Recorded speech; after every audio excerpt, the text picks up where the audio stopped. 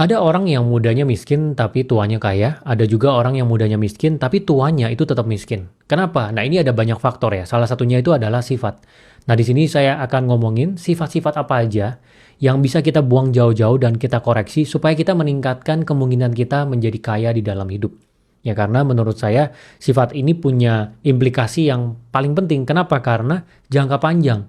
Dari muda kalau kita sudah benar sifatnya, sampai dengan tua kita akan bertumbuh dengan sifat itu. Sifat itu akan semakin kuat. Jadi kalau bisa dikoreksinya dari muda.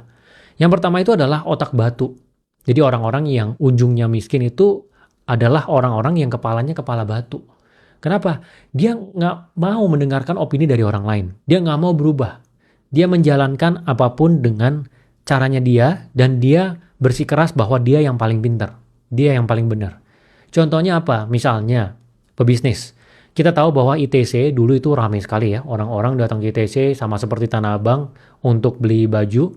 Perputarannya per hari bisa miliaran rupiah. Tapi sekarang, orang belanjanya udah online. Udah lewat live.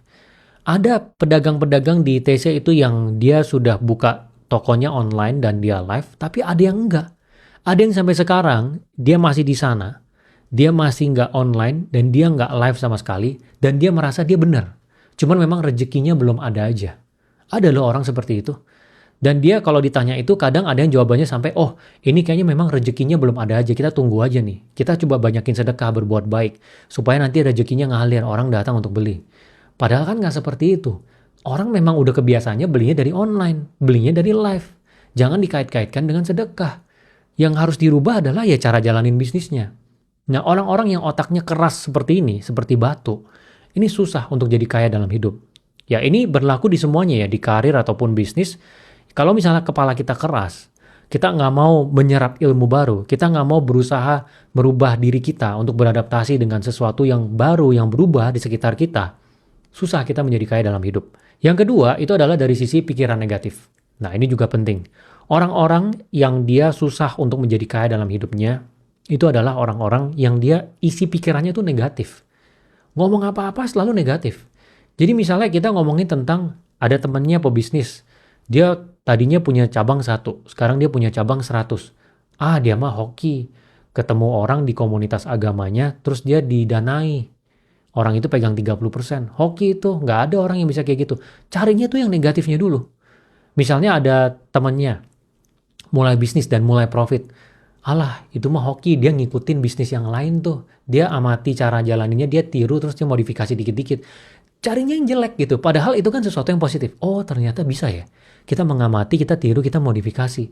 Oh, cara jalaninnya gitu ya. Oh, ternyata kalau mau ekspansi kita bisa pakai investor ya. Padahal kita bisa melihat sisi positifnya. Nah, kalau kita ingin meningkatkan kemungkinan kita untuk jadi kaya dalam hidup, kita harus memaksa mata kita, itu matanya mata positif. Ini ibaratnya sama seperti lebah dan lalat ya. Lebah kalau kita taruh di sekumpulan sampah, dia akan berusaha untuk mencari madu. Tapi kalau lalat, dia akan berusaha untuk mencari tai. Di dalam ruangan yang bersih pun dia akan berusaha untuk mencari tai. Kenapa? Karena memang seperti itu. Kacamatanya memang seperti itu. Makanya kita harus rubah kacamatanya kita. Lihatnya positif. Apapun itu, lihat positifnya dulu. Pasti ada sisi positif yang bisa kita lihat, yang kita bisa jadikan sesuatu yang bisa berguna untuk diri kita. Kayak tadi misalnya, oh dia niru bisnis lain. Oh ternyata niru bisa ya dimodifikasi. Berarti gue kalau mau mulai, gue juga bisa nih. Lihatnya sisi positifnya, terus direfleksi ke diri sendiri, gimana kita juga bisa maju dari hal yang kita lihat ini. Terus sifat yang ketiga itu adalah dari sisi mau kelihatan kaya. Ya, orang-orang yang dia susah untuk menjadi kaya, itu salah satu faktornya adalah karena dia mau kelihatan kaya. Saya bukannya bilang beli barang mewah itu salah. Beli barang mewah boleh, tapi bukan dengan seluruh harta kita. Karena kekayaan itu adalah yang kita tidak lihat. Jadi kalau misalnya ada dua orang ini punya duit 50 miliar. Yang satu beli mobil 49 miliar. Yang satu nggak beli mobil, naik motor. Seakan-akan yang lebih kaya yang beli mobil ini. Padahal kekayaannya sama. Bahkan yang ini mobilnya mungkin terdepresiasi dari tahun ke tahun. Yang satunya lebih kaya. Yang satunya bisa investasiin duitnya. Kalau tarik 10 tahun mungkin ini uang 50 miliar jadi 300 miliar mungkin. Jadi jangan buru-buru mau kelihatan kaya. Banyak orang yang dia miskin seumur hidupnya karena dia buru-buru mau kelihatan kaya. Punya uang berapa, 90% dipakai untuk beli barang supaya dia kelihatan kaya dibanding teman-temannya. Mau beli barang mewah boleh, tapi sebagian kecil dari porto. Uang kamu 10M, kamu pakai 1 miliar buat beli barang mewah, boleh. Tapi kalau uangnya 10M, 9M-nya dipakai buat beli barang mewah, buat supaya bangga, kasih lihat ini adalah suatu pencapaian, kasih lihat ke orang, itu nggak bijaksana. Karena 10M ini bisa diputar lagi sebenarnya buat jadi lebih gede lagi. Gitu. Nah, orang-orang yang susah menjadi kaya itu adalah orang-orang yang buru-buru dia. Mau kelihatan kaya. Dia nggak mikir jangka panjang uangnya itu bisa diputar lagi. Lalu sifat selanjutnya yang membuat orang itu selalu miskin di dalam hidupnya adalah karena dia maunya instan. Apa-apa maunya instan. Dia nggak mengenal yang artinya proses. Jadi misalnya proses itu ada orang pengen kurusin badannya. Dia jaga makanannya, dia makan nasi merah, dia kurangi minyak, terus dia lari setiap hari.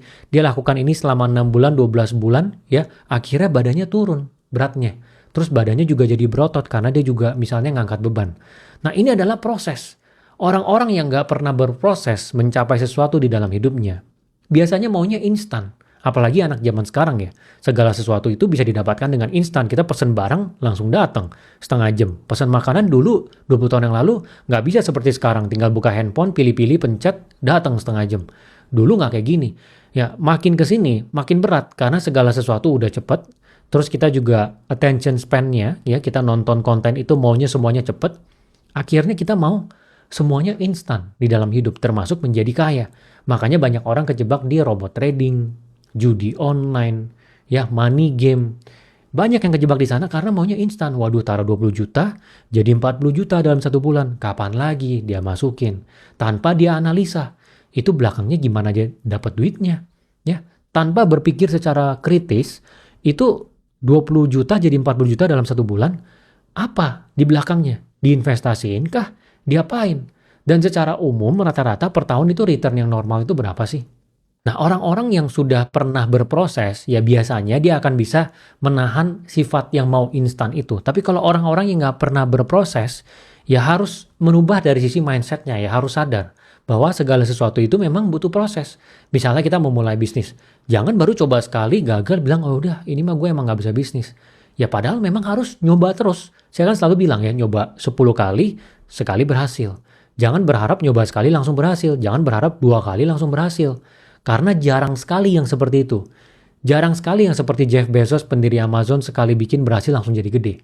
Kebanyakan pasti dia nyoba gagal, terus-terusan sampai dia berhasil. Memang seperti itu gitu. Jadi butuh pemahaman tentang proses.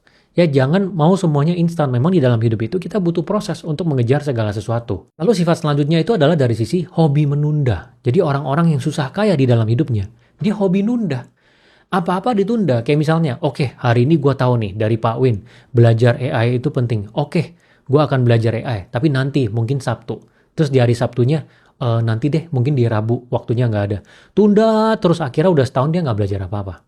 Ya kamu coba refleksiin ke diri kamu, mungkin kamu juga kayak gini. Banyak orang yang seperti ini. Saya bukannya bilang bahwa malas itu adalah sesuatu yang sifatnya hanya dimiliki oleh orang miskin. Semua orang punya sifat malas. Orang kaya juga punya sifat malas. Tapi mereka bisa lawan sifat malas itu. Kamu harus bisa lawan sifat malas itu. Jangan menunda. Biasakan kalau kepikiran sesuatu langsung dieksekusi. Misalnya, oke, mau belajar AI. Langsung malam ini belajar AI. Jam 8, langsung buka laptop, lihat di YouTube, belajar tentang AI. Langsung hari ini tanpa menunda. Supaya apa? Supaya otot eksekusinya itu terbentuk. Karena ketika kita mau mengejar segala sesuatu, ya kita mau karir kita mentok, bisnis kita menjadi besar, atau apapun itu, kita butuh untuk eksekusi dengan baik tanpa menunda-nunda. Semakin kita jago eksekusi, semakin cepat kita mencapai target untuk menjadi terbaik di bidangnya kita. Gitu. Jadi buang jauh-jauh sifat prokrastinasi ini. Ini yang paling bahaya menurut saya ya. Kalau misalnya sifat yang lain misalnya sudah dihilangkan, tapi ternyata sifat ini nggak bisa dihilangkan, ya susah juga. Karena untuk merubah hidup kita, ya kita butuh untuk bisa nggak menunda. Kita sudah bikin plannya baik-baik, plannya sangat bagus, tapi nggak dieksekusi, ya sama aja, ditunda-tunda terus aja sampai tua. Lalu sifat yang terakhir yang menurut saya menahan seseorang untuk bisa menjadi kaya dalam hidup, itu adalah sifat go with the flow. Jadi ngikutin arus dalam hidup. Hidup ini kita ikutin arus aja. Nanti kalau misalnya memang karir kita naik, akan ada peluang yang datang kok. Akan ada headhunter yang akan message kita kok di LinkedIn. Ya, akan ada temen yang nawarin kita kok kalau memang rezeki kita ada. Kalau mindsetnya seperti itu, syukur-syukur arusnya kita nyampe di tempat yang baik nggak apa-apa. Tapi ada kemungkinan kita nggak kemana-mana. Gitu-gitu terus. Karena mengharapkan dari luar itu yang datang ke kita. Nggak bisa seperti ini. Jadi kita nggak bisa punya mentalitas go with the flow kalau kita mau menjadi besar. Kita harus menjadi sisi yang proaktifnya. Oke, gue pengen karir gue naik nih. Sekarang gue adalah manajer, gue pengen jadi kepala divisi. Ya cari di luar opportunity untuk jadi kepala divisi di mana nih? Proaktif. Ya, ngejar bolanya. Mau bisnisnya jadi gede. Ya cari caranya. Oke, cara ngiklan gimana ya? Terus ini SEO apa ya? Ya terus bisnis kalau bisa jadi gede itu caranya apa lagi yang bisa dilakukan ya? Harus proaktif. Jangan cuman pasif dan go with the flow. Ya banyak orang yang dia go with the flow di dalam hidupnya. Dia mengikuti arus, dia nggak kemana-mana. Ujungnya tetap miskin aja. Ya karena dia punya mindset, ya hidup ini memang sudah ditakdirkan segala sesuatunya. Kalau misalnya memang baik untuk dia, maka akan berakhir baik. Kalau misalnya nggak baik, ya nggak berakhir baik. Jadi dia ngikutin aja arus. Nah ini bahaya sekali. Jadilah orang yang proaktif mengejar, ya bukan menunggu bola itu datang ke diri kita. Oke, jadi tadi itu adalah sifat-sifat yang menurut saya bisa dikoreksi untuk kita meningkatkan kemungkinan kita menjadi kaya dalam hidup. Saya harap kalian di sini nggak cuma dengerin doang, ya terus asal lewat aja, tapi benar-benar catet dan coba resapi, refleksikan ke diri sendiri. Kalau misalnya kurang jelas, dengar lagi, ya dan langsung jalankan. Kalau misalnya ada yang bisa dirubah, langsung dirubah. Ya berdasarkan apa yang saya jelaskan. Semoga berguna ya.